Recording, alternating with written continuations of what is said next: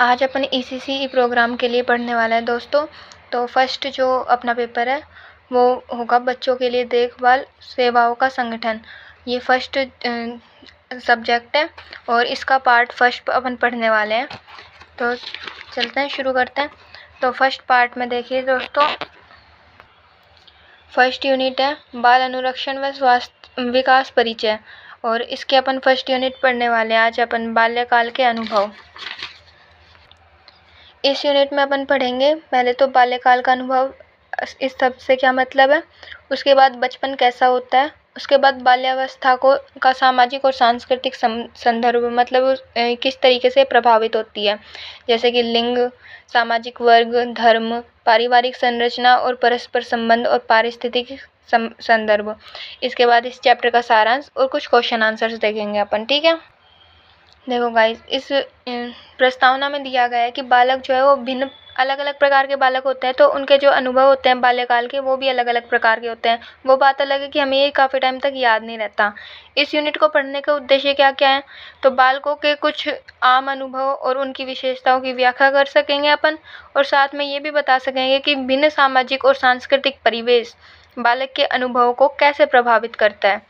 तो सबसे पहले बचपन कैसा होता है, यहाँ पे कुछ एक एग्जांपल्स दिए गए हैं। जैसे माला एक 5 साल की बच्ची है जो कि फुर्तीली, चुस्त और जिज्ञासु है।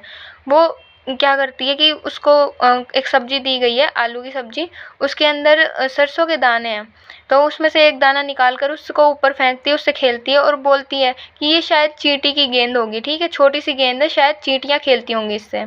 इसके अलावा एक 3 वर्षीय बालक मनोज, जो अपने नवजात भाई को देखकर थोड़ा हैरान होता है। उसके आने से जो प्यार बट जाता है, उस जो मतलब प्रॉपर प्यार उसको मिल रहा था, अब छोटे भाई की तरफ सबका ध्यान आकर्षित है, तो वो बोलता है कि इसे ना कहीं दे आओ। एक दिन क्या होता है कि पेरेंट्स कहीं जाने के लिए तैयार हो रहे होते हैं, तो वो देर हो जाती है उनको बच्चे की वजह से, तो वो क्या बोलता है कि इसे किसी और को दे आओ, फिर हमें कभी भी देर नहीं होगी। इसके अलावा तारा नाम की एक बालिका है, उसे बारिश में खेलना बहुत ज़्यादा पसंद है। वो बार बार बारिश में खेल रही है और अंदर जो मौसी वगैरह बैठे हुए हैं उनसे आकर लिपट जाती है बार बार, और उसे अंदर बैठने के लिए कहा जाता है तो वो बोलती है नहीं, अभी तो मुझे बाहर खेलना है। यहाँ पे हमें बताया गया है कि बालक जो है वो कल्पनाएं करता है, और उनकी कल्पनाओं की उड़ान बहुत ज़्यादा ऊंची होती है। वो हर एक चीज़ में कुछ ना कुछ नया खोज लेते हैं। जैसे टीन के डब्बे को वो घर मान लेते हैं। इसके अलावा जैसे सरसों के दाने को देखकर सरसों के दाने को देखकर गेंद समझ लेना, बालक के छोटे भाई के जन्म पर प्रतिक्रिया को झलकाती है। इसी प्रकार और कुछ वयस्क, जैसे हम लोग हैं, वो हम लोग सोचते हैं कि बालक को अभी कुछ समझ नहीं आ रहा, लेकिन ऐसा नहीं है। बालक बोलने से पहले चीज़ों को समझना सीखता है। आपने देखा होगा बालक इस 5-7 महीने का होने के बाद समझ जाता है कि सामने वाला आपसे प्यार कर रहा है या फिर आपसे गुस्सा कर रहा है।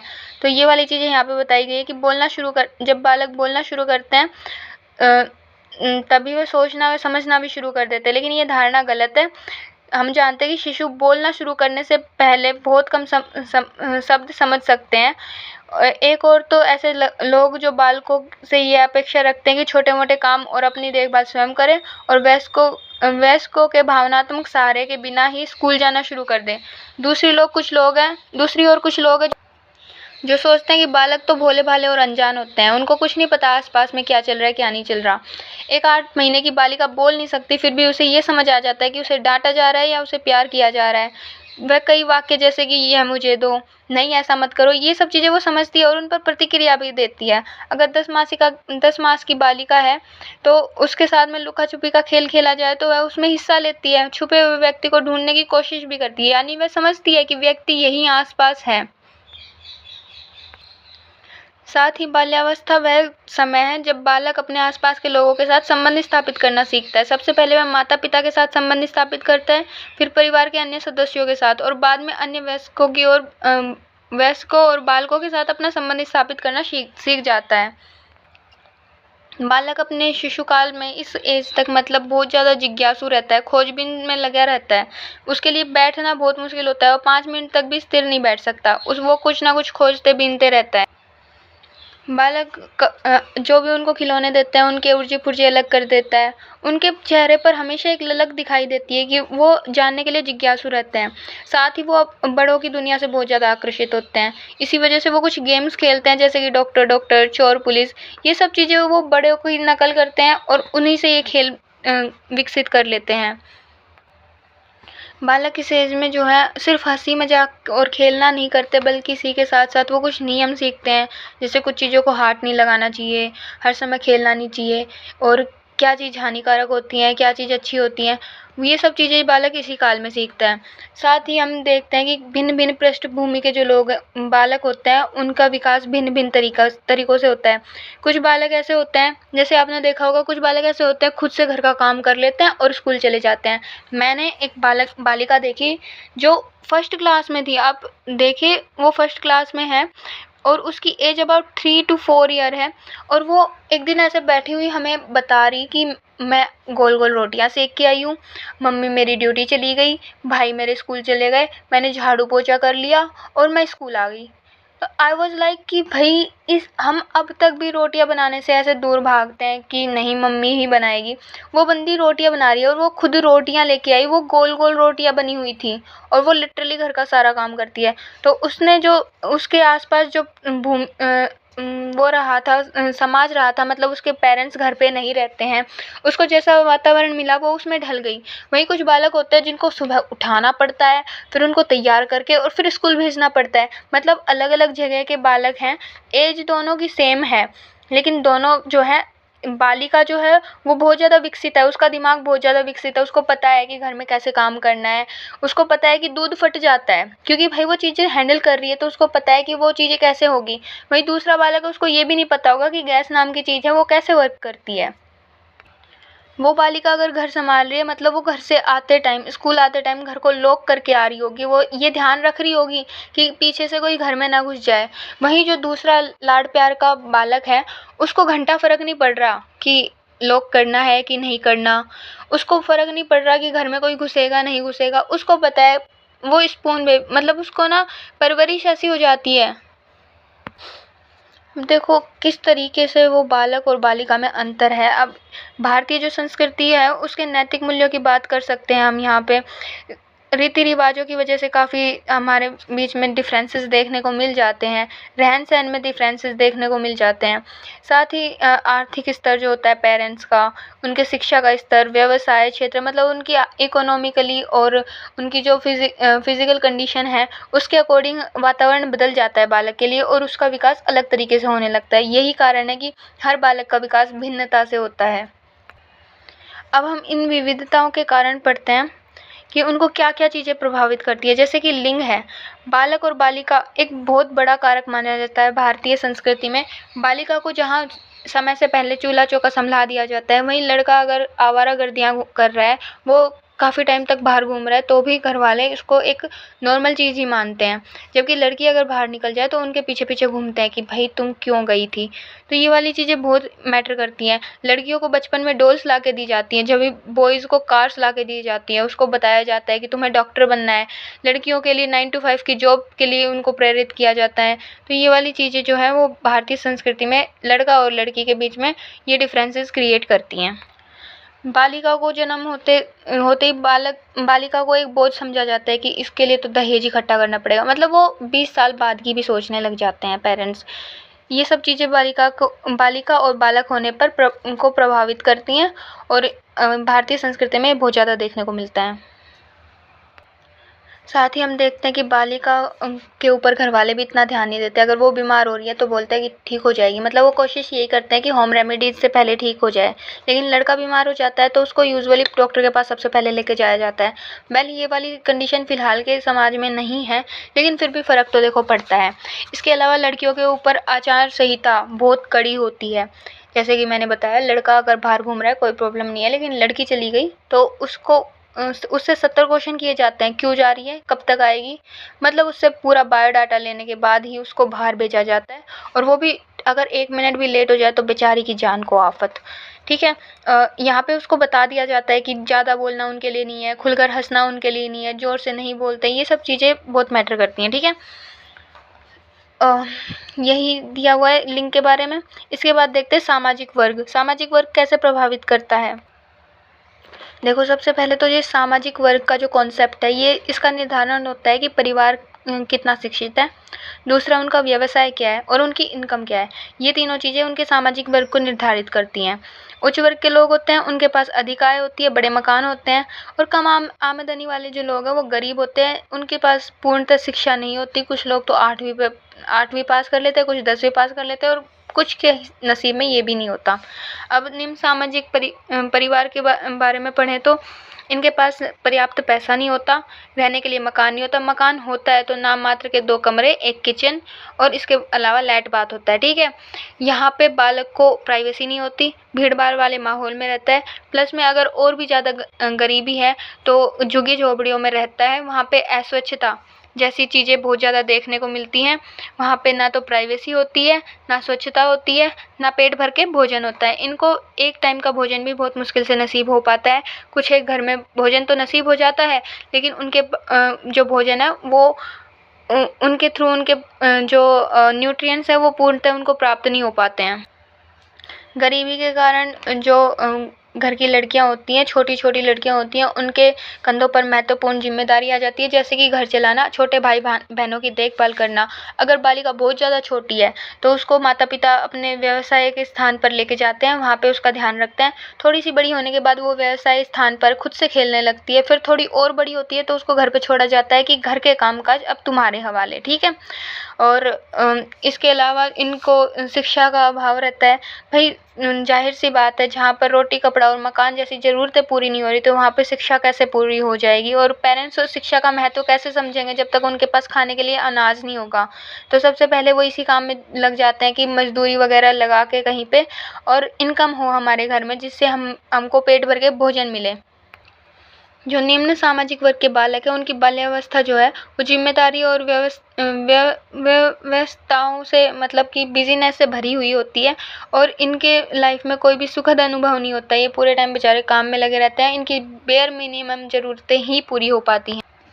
जो निम्न सामाजिक वर्ग के लोग हैं, उनके बालक टहनियों, पत्तों, खाली डिब्बों, इन्हीं सब को अपना खिलौना समझकर इनसे खेलते हैं। वहीं दूसरी तरफ मध्यम और उच्च सामाजिक वर्ग के परिवार की तरफ देखें तो उनकी आर्थिक स्थिति अच्छी होती है।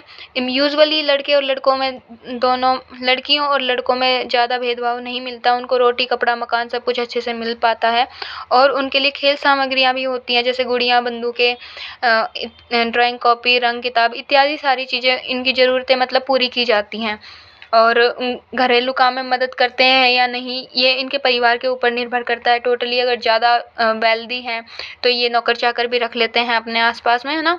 और इनके परिवार में शिक्षा को प्राथमिक रूप से महत्वपूर्ण समझा जाता है। हालांकि ये प्रॉपरली सत्य नहीं है, क्योंकि यहाँ पे भी लड़के और लड़कियों में भेदभाव देखा जा सकता है। लड़कों से यूजुअली बच्चों से अपेक्षा की जाती है कि वो अच्छे से परफॉर्मेंस दे पढ़ाई के मामले में, लेकिन फिर भी एक स्टेज पे आने के बाद लड़कियों से ये भी अपेक्षा की जाती है कि वो घर के काम काज भी देखे, प्लस में घर वालों के अधीन ही रहे। अगर वो ज़्यादा बोलती है या फिर अपने तर्क देने लग जाती है तो घर वाले उनको डांट कर चुप कर देते हैं। इसके साथ ही देखो, एक तो उनके पास टॉन्ट होता ही है कि इन सभी आदतों के कारण आपको भविष्य में कठिनाई होगी। ये सभी लड़कियां जो है फील करती हैं, सुनती हैं। इसके अलावा हम आगे देखते हैं। इस तरीके से हमने देखा कि जो संपन्न परिवार होते हैं और जो गरीब परिवार होते हैं उनमें क्या क्या डिफरेंस होते हैं, किस प्रकार से वो अपने बालकों को सुविधाएं देते हैं। इसके बाद देखते हैं बाल श्रम। बाल श्रम जो है, बालक अपने अभिभावकों की हेल्प करते हैं। जैसे गरीब परिवार होते हैं तो उनके पास में इनकम नहीं होती ठीक से, तो बालक अपने परिवार की हेल्प करते हैं। जो घरेलू अगर जैसे कॉटेज जो छोटी छोटी हैंड क्राफ्ट बनाते हैं जो घर में ही, टोकरियाँ या फिर और सारी चीज़ें, तो अगर घर वालों के साथ बालक उनकी हेल्प करता है। मैं रिपीट करती हूँ कि आपने देखा होगा कई लोग घर में ही टोकरी या फिर ऐसी छोटी छोटी लकड़ियों की सामग्रियाँ बनाकर बेचते हैं। तो अगर बालक उनमें अभिभावकों की हेल्प करता है या फिर अगर घर वालों की कोई शॉप वगैरह है उसमें हेल्प करता है, तो इस प्रकार की एक्टिविटीज़ को बाल कार्य कहा जाता है और ये बाल श्रम से भिन्न है, ठीक है। ये बाल श्रम के बराबर नहीं है। बाल श्रम का अर्थ वो है कि जब बालक किसी हानिकारक या फिर उसकी एज के अनुरूप अगर कोई डेंजरस जगह पे वर्क करता है और उसको सैलरी मिलती है, पेमेंट मिलती है, तो वो बाल श्रम के अंतर्गत आता है। जबकि अगर घर में ही और सुरक्षित स्थान पर वह अपने माता पिता की हेल्प कर रहा है तो वो बाल कार्य के अंतर्गत आता है। देखिए, जब बालक बाल कार्य में लीन होता है तो उसको उसकी ज़रूरतों का पूरा ध्यान रखा जाता है घर वालों के तरफ से। माता पिता का पूर्णतः स्नेह मिल पाता है उस बालक को। उसके पास खेलने के लिए समय होता है, पढ़ाई लिखाई के लिए समय होता है। वहीं कुछ बालक जो कि कठिन परिस्थिति से बिलोंग कर रहे हैं और उन्हें कार्य के अनुरूप पर्याप्त मजदूरी नहीं मिलती है और जो काम करते हैं वो जोखिम भरे होते हैं, मतलब कोल्हू के बैल की तरह अगर वो वर्क करते हैं तो इसको बाल श्रम में शामिल किया जाएगा। ठीक है। और इस प्रकार के वर्क होते कहाँ कहाँ हैं? देखो, शिवाकाशी नामक स्थान है तमिलनाडु में। वहाँ पे माचिस उत्पादन में छोटे बालकों को मजदूरी पे रखा जाता है। इसके अलावा मंदसौर जो मध्य प्रदेश में है उसमें पेंसिल उद्योग में बालकों को रखा जाता है। इसके साथ ही जम्मू कश्मीर में कढ़ाई और अलीगढ़ में ताला उद्योग है। ऐसी जगह है जहाँ पे बाल श्रम का प्रचलन है।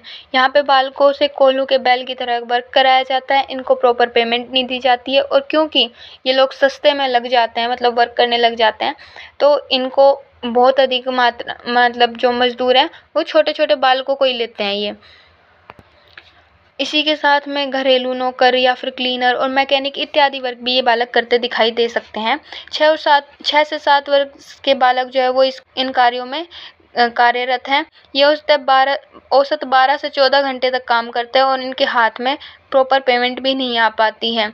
कुछ बालक तो 18 से 20 घंटे तक लगातार वर्क करते हैं और थक जाने पर या सुस्ता लेने पर चाय पी लेते हैं। ठीक है। मतलब ये अगर थक जाते हैं या फिर ज़्यादा देर तक मतलब ये वर्क करते रहते हैं तो ये सुस्ताकर अथवा चाय पीकर अपनी नींद भगाते हैं और वापस वर्क में लग जाते हैं। मतलब यार 20 से 18 घंटे बहुत लंबा टाइम होता है। इसके अलावा कई बालक जो है वो हानिकारक खतरनाक जगह पर भी वर्क करते हैं, जैसे विद्युत लेपन, हाथ की छपाई मशीन जो हस्तप्रेस है, और स्प्रे पेंट और पॉलिश और बफिंग मशीनों पर ये लोग वर्क करते हैं। यहाँ पे 50 से 60% जो मजदूर होते हैं वो बालक ही होते हैं। उदाहरण के लिए देखो तो विद्युत लेपन के लिए जो बालक अम्ल व क्षारीय घोलों में धातु को डुबोते हैं, इसमें प्रयुक्त पोटेशियम साइनाइड, हाइड्रोक्लोराइड अम्ल और क्रोमिक अम्ल और सोडियम हाइड्रोक्साइड, ये सब रसायन होते हैं जो कि बहुत हानिकारक होते हैं। बालक ये कार्य बिना एप्रन व दस्ताने पहने करते हैं। लगभग सारा दिन उनके हाथ इसी घोल में डूबे रहते हैं। यह उनके स्वास्थ्य के लिए बहुत ज़्यादा हानिकारक है। प्राय ऐसा देखा जाता है कि वो जब तक अपनी जवानी की एज में आते हैं बेचारे किसी ना किसी रोग से ग्रसित हो जाते हैं। उनके लंग्स या फिर उनके लीवर में कुछ ना कुछ प्रॉब्लम हो जाती है और वो जवानी के टाइम पे ही दुनिया से चल बसते हैं। मतलब उनको कोई नहीं बता पाता कि भाई ये डेंजरस है, ये वर्क उनके लिए नहीं बना है, अभी उनकी खेलने खाने की उम्र है। अगर उनको ज़्यादा ही पैसों की ज़रूरत है तो भाई पेरेंट्स को भी सोचना चाहिए कि कोई सलीके की जगह पे उनसे वर्क करवा लें या फिर घर का काम सौंप कर खुद वर्क कर लें। इन सभी बीमारियों की वजह से बेचारे 13-14 साल के बालक होते हैं जिनके स्किन रिलेटेड बीमारियां हो जाती है, एलर्जी हो जाती है, कैंसर तक हो जाती है बेचारों के। अलीगढ़ में जो ताला उद्योग है उसमें काम कर रहे बाल श्रमिकों की परिस्थितियों को देखने से ज्ञात होता है कि किस प्रकार कुछ बालकों के लिए अत्यधिक कठिनाइयां बाल्यकाल का हिस्सा बन सकती हैं। तथापि हर बालक का बाल्यकाल ऐसा कठोर नहीं होता। बालक सामान्यतः खेलने और अपनी स्थिति के अनुकूल कौशलों के विकास के अवसर ढूंढ लेते हैं। यहाँ पे बोध प्रश्न दिया गया है कि अवलोकन करके निम्नलिखित के बारे में दी हुई जगह में लिखें। माता पिता की प्रतिक्रिया क्या होती है पुत्र के जन्म पर और पुत्री के जन्म पर। देखिए, ये हमारे आसपास में घटित होने वाली घटनाएं हैं। इसके बारे में मुझसे बेहतर आप लोग भी जान सकते हैं। अनदर क्वेश्चन इज, स्कूल की उपस्थिति में निम्न सामाजिक वर्ग के लड़के और लड़कियों की संख्या में भिन्नताएं बताइए। हम यूजुअली देखते हैं कि जो बॉयज़ की संख्या होती है वो गर्ल्स से अबाउट डबल होती है हमेशा ही क्लासरूम में। कोई केस ऐसा होगा जहाँ पे लड़कियों की संख्या ज़्यादा होगी, वरना यूजुअली बॉयज़ की संख्या हमेशा डबल मिलती है। वे कार्य जो बालक घर में अपने परिवार की मदद के लिए करते हैं, तो कौन कौन से वर्क हैं, जैसे झाड़ू लगा देना या फिर और घरेलू वर्क, ये सब चीज़ें इसमें शामिल की जा सकती हैं। इसके बाद बाल श्रम से क्या तात्पर्य ये समझाइए। ये भी आपको मैंने अभी बहुत अच्छे से बता दिया है। नेक्स्ट है धर्म। धर्म किस तरीके से प्रभावित करता है? तो धर्म जो है जीवन जीने के संबंधित जो नियम, नैतिक मूल्य और आचार संहिता है, इन सब का निर्धारण धर्म के द्वारा ही होता है। जो जैसे-जैसे धर्म बदलता है वहाँ के रीति-रिवाज बदल जाते हैं। बालकों को अपने धर्म के प्रति निष्ठा और आदर का भाव हमेशा से दिलाया जाता है। जैसे अपन हिंदू हैं, टेम्पल को देखते ही हमारा सर खुद से झुक जाता है। वहीं जो मुस्लिम्स होते हैं वो गिरजाघर को अपना पवित्र स्थान मानते हैं। बालकों के लिए भी गिरजाघर एक पवित्र स्थान ही होगा। जैसे अपन छोटे बालक हों चाहे अपन बूढ़े हो जाएं, हमारे लिए मंदिर का महत्व नहीं बदलता। उसी तरह मुस्लिम्स के लिए गिरजाघर और ईसाइयों के लिए चर्च का महत्व नहीं बदलता। हर एक जो धर्म होता है उसके अपने अपने रीति रिवाज होते हैं। जैसे अपने हिंदू धर्म में देखें तो नामकरण संस्कार होता है जो कि बालक का नाम रखा जाता है। अन्नप्राशन होता है जिसमें बालक को पहली बार अल्प ठोस आहार दिया जाता है, मतलब ठोस पदार्थ दिया जाता है दूध पिलाने 6 महीने के बाद लगभग। मुंडन संस्कार होता है जहाँ पे बालक के सर के बाल उतरवाए जाते हैं।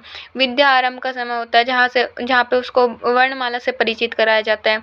ईसाइयों के धर्म विधियाँ देखें तो उसमें बपतिस्मा और प्रथम कम्युनियन ये दोनों प्रमुख हैं। मुसलमानों में वयस्कों के साथ नमाज पढ़ना धार्मिक कर्तव्य समझा जाता है।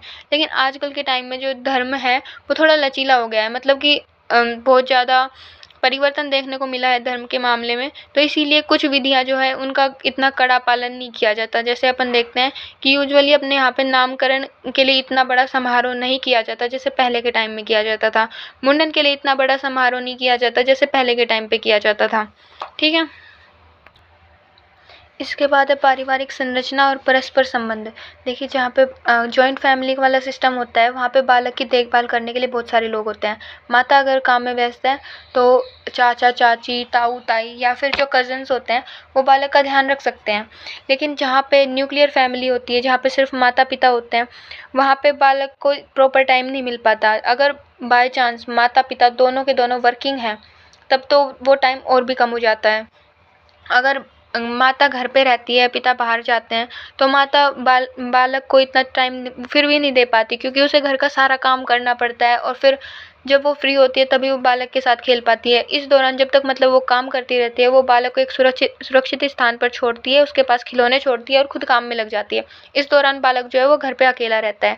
अगर बाय चांस घर में नौकर चाकर है तब स्थितियाँ बदल जाती हैं, माता पूरे टाइम बालक के साथ रहती है। अगर दोनों वर्किंग हैं मदर एंड फादर तो बालक को अपने सिबलिंग्स के साथ या फिर नौकरों के साथ छोड़ा जाता है या फिर उसको शिशु गृह में छोड़ा जाता है जहाँ पे बहुत अनेक वयस्कों के साथ वो संबंध बनाती है। ये वो टाइम होता है, मतलब बालक का ये टाइम जब उसके पास में अन्य संबंध नहीं है, केवल माता पिता है और वो माता के पिता के साथ अपने बॉन्ड स्ट्रॉन्ग करती है।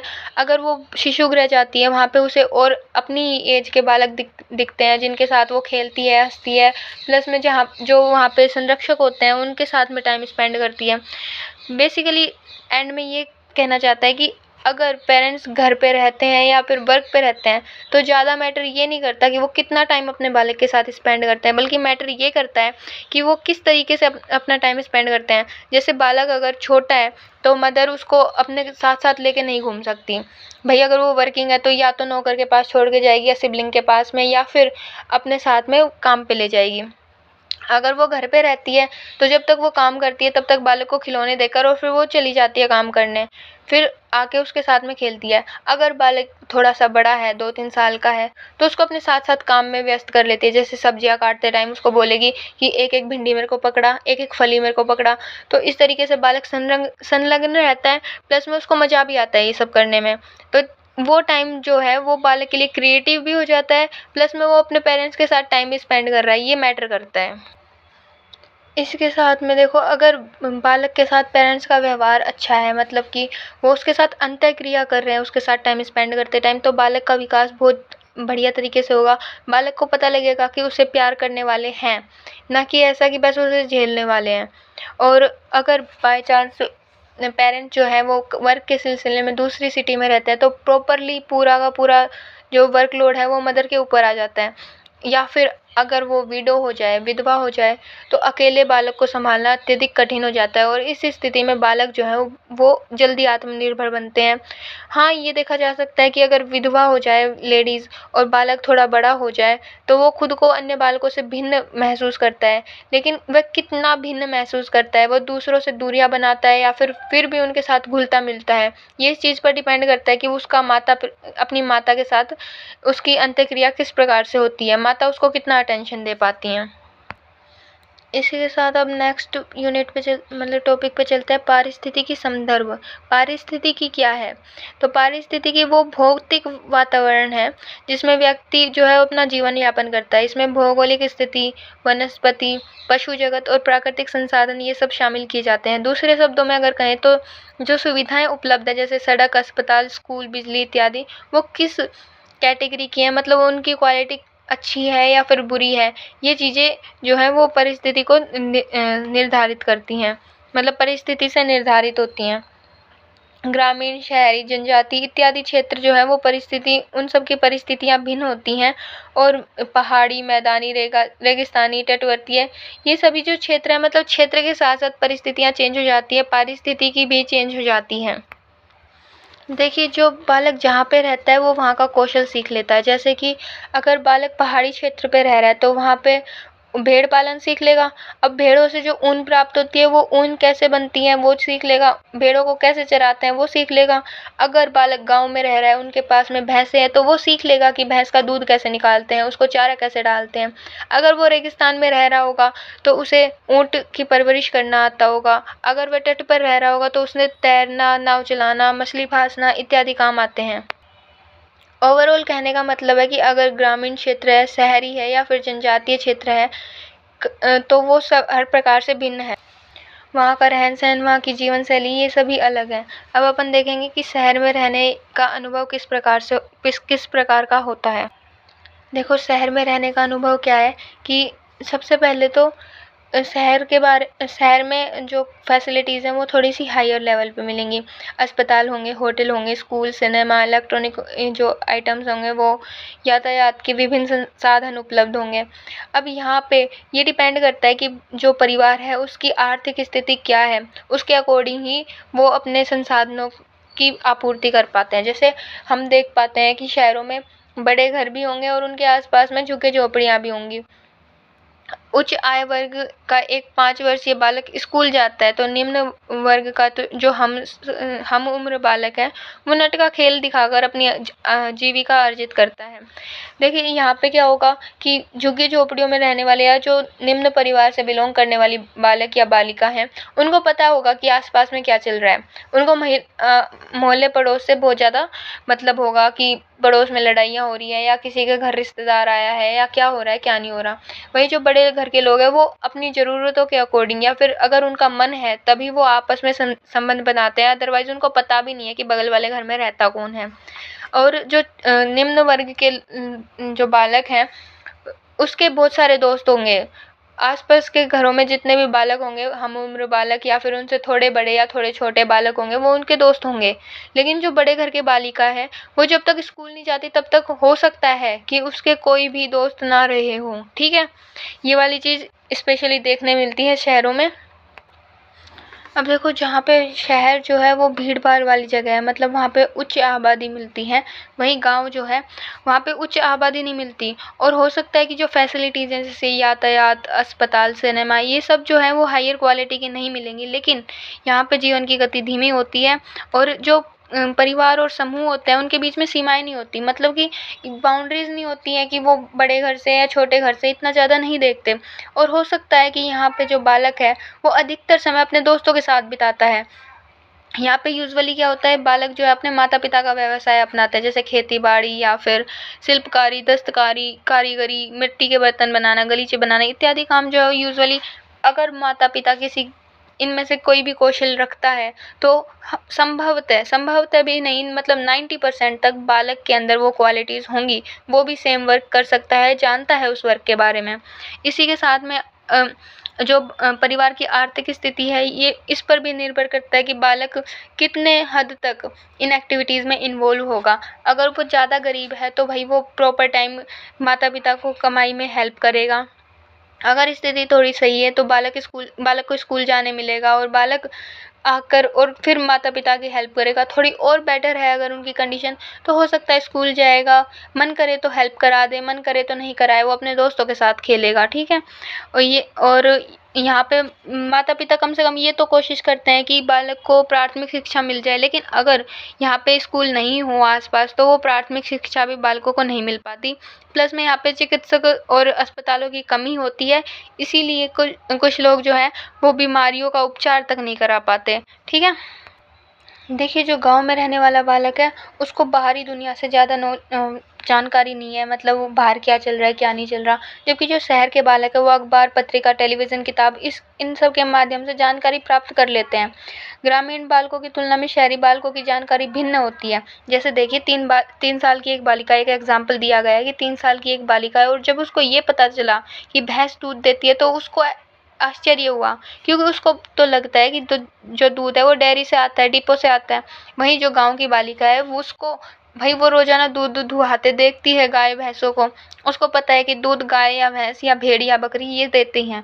अब जैसे दूसरी ओर है कि शहर की जो बालिका है वो विश्वास से हवाई जहाज़, कंप्यूटर, मोटर कार इन सब के बारे में बातचीत कर सकती है।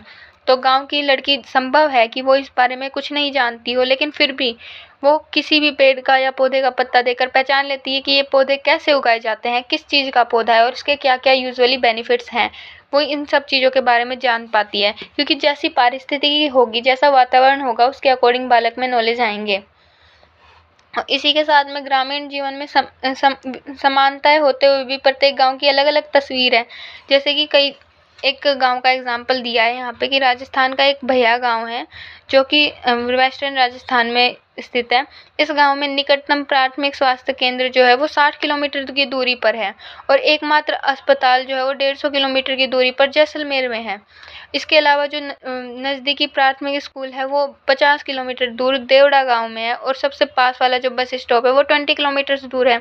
मतलब यहाँ की पारिस्थितिकी वातावरण इतना अलग है, तो यहाँ के अनुभव भी लोगों में अलग होंगे। मतलब अगर इनको कहीं जाना होगा, ट्रैवल करना होगा, तो ये 1 घंटा पहले निकलेंगे यहाँ से बस के वेट में और बाय चांस वो बस छुट्टी पे होगी, तो इनको पता है, ये मतलब श्योरिटी से नहीं चलेंगे कि हमें निकलना ही है आज। ये अपने बच्चों को ये कह के जाएँगे कि बस मिल गई तो हम जाएँगे और हम लेट आएँगे। क्या पता हम आधे घंटे में ही वापस आ जाएँ क्योंकि हमें बस ही ना मिले।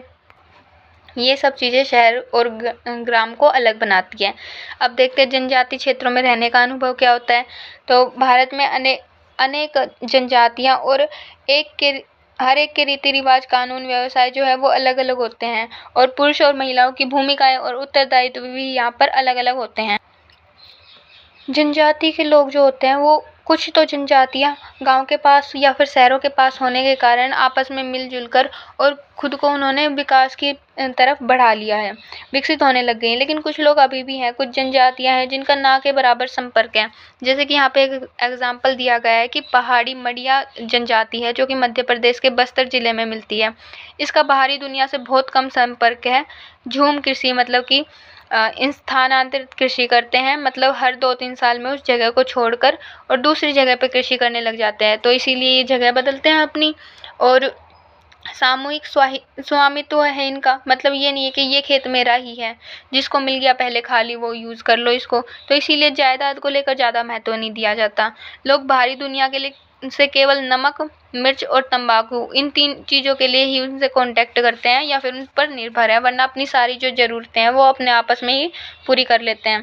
एकता अत्यधिक इम्पोर्टेंट है इनमें और एकता के कारण ही जो इनके जनजाति के कानून, प्रथा या फिर प्रतिमान है उनका सख्ती से पालन करते हैं। विवाह से पूर्व यौन संबंध की आज्ञा है, लेकिन कौटुंबिक व्यभिचार मतलब कि ये लोग विवाह से पहले, शादी से पहले साथ रह सकते हैं, लेकिन परिवार के विस्तार की परमिशन इनको नहीं है, उसके लिए पहले इनको मैरिज करनी पड़ेगी। साथ ही बाल विवाह बिल्कुल नहीं होता। तलाक लेना या देना दोनों ही बहुत ही सिंपल होते हैं, लेकिन विवाहेतर यौन संबंध मतलब कि मैरिटल अफेयर होने पर मौत की सजा भी दी जा सकती है। शिक्षित लोगों की संख्या बहुत कम है और स्वास्थ्य संबंधी जो सुविधा है उनकी कमी के कारण अस्वस्थता बहुत अधिक है यहाँ पे। अब देखो जो स्टेट गवर्नमेंट है या फिर जो एजेंसियां हैं जिन्होंने उन लोगों की हेल्प के थ्रू ये लोग बाहरी दुनिया से परिचित हुए हैं। यहाँ पे फैसिलिटीज़ आई है, स्कूल, हॉस्पिटल्स, इन सब की फैसिलिटीज़ आई है। व्यावसायिक प्रशिक्षण केंद्र भी है जिसकी वजह से ये जो झूमिंग कृषि है इसके स्थान पर इन लोगों ने परमानेंट कृषि भी स्टार्ट कर दी है। इनकी भोजन संबंधी आदतों में बदलाव आया है।